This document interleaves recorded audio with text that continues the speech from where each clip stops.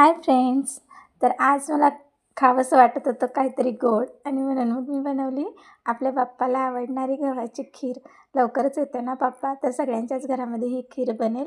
तर तुम्ही बघून घ्या ही रेसिपी माझी मी आज शेअर करते कशी बनवायची गव्हाची खीर. तर चला मी तुम्हाला याची रेसिपी सांगते.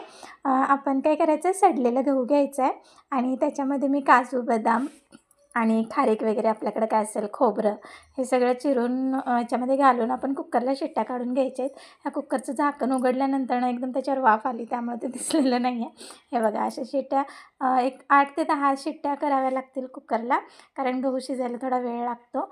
आणि मग शिट्ट्या काढून झाल्या की बघायचं टोपण उघडून शिजलं की नाही. नाही वाटलं असेल तर परत थोडंसं पाणी घाला आणि परत शिजवून घ्या.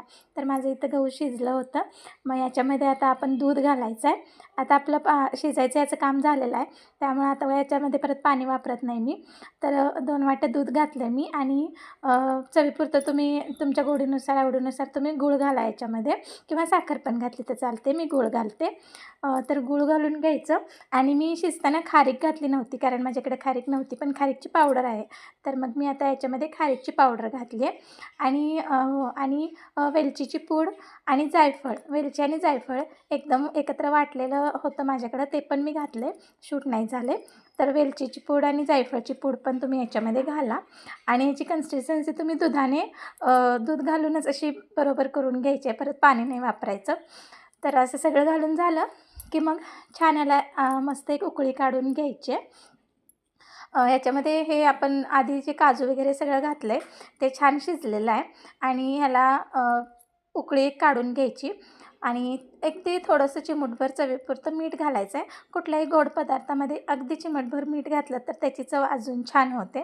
तर मग मी पण याच्यामध्ये चिमटभर मीठ घातले, तुम्ही पण घाला, छान लागते, चव छान होते. तर आता आपली ह्याची उकळी काढून झाली, एक उकळी आली खिरीला की त्याच्यानंतरनं याच्यामध्ये मी तूप घालते. तर तुम्ही पण घाला, तूप घालायचं याला. तर तुपामुळे खूप छान चव येते याला, खिरीला या. तर झाले आता आपली खीर ही तयार आहे. अजून एक 10 मिनटं झाकून ठेवून शिजवून घ्यायचं आणि आपली खीर तयार आहे.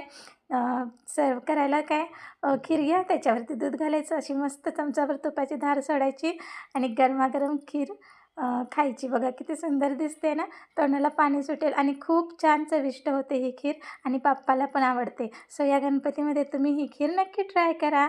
थँक्यू.